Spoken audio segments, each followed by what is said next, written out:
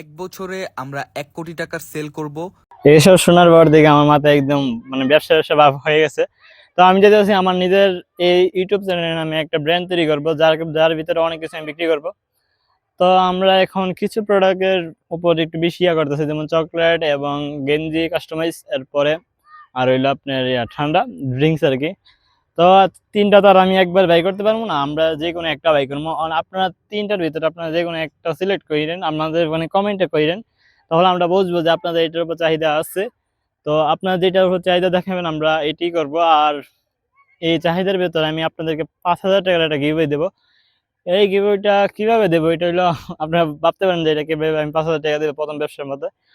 তো আমি একটা সাইট, যেমন একটা সাইট খুলতে গেলে অনেক টাকা দরকার। যেমন আমি অনেকের সাথে কথা বলছি যে 30,000, 40, 50, 13 মানে কম কম অনেক বেশি বেশি লাগতেছে আমার কাছে।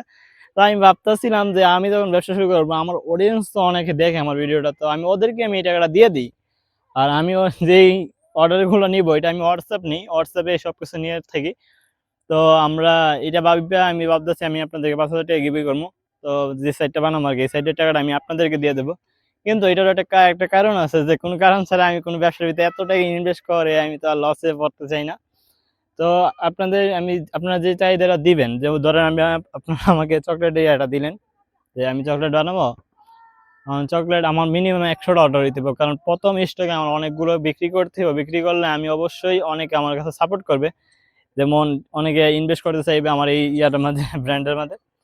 তো আপনারা যেটাই চান, আপনারা অবশ্যই 100টা অর্ডার আমার থাকতে হইব। তো 100টা অর্ডার থাকলে আমি অবশ্যই 100 জন মানুষের ভিতরে 3 জনকে আমি 5,000 টাকা গিভওয়ে করবো। যেমন 3,000, 2,000 আর 1,000, যেভাবে যেমনি হোক আমি মিলিয়ে ঝিলিয়ে একটা দিয়ে দেবো।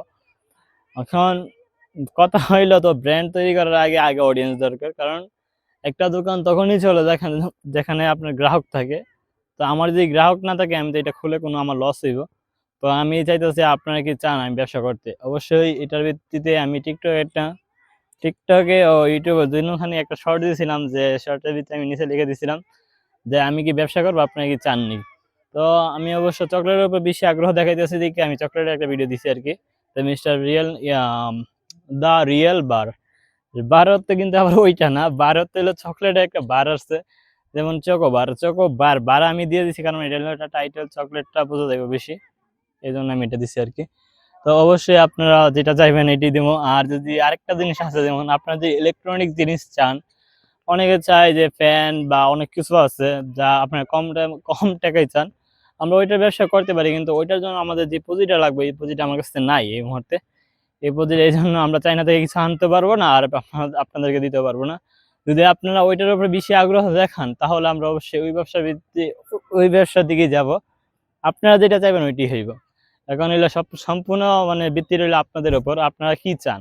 এটা শুধু আমাকে বলবেন, কমেন্টে বলেন আর যেভাবে বলেন। আর যখন আমরা এই ভিডিওটা ছাড়তেছি, তখন অবশ্যই আমাদের একটা টিকটক ও একটা ইউটিউব চ্যানেল হয়ে গেছে। মানে এই যে বিজনেসটা করবো এটার উপর, অবশ্যই আমরা এটার নাম দেবো মিস্টার রিয়েল শপ, বা যে কোনো যেটার আমরা চকলেট বাই করলে যদি চকলেট বাই করি তাহলে হবে মিস্টার রিয়েল বার। তো দেখা যাক কি দিই। আর আপনারা অবশ্যই ওইটার ভিতরে একই ভিডিও দেওয়া হবে, তো আপনারা দেখেন, দেখে সেটা আমাকে জানেন। আল্লাহ হাফেজ।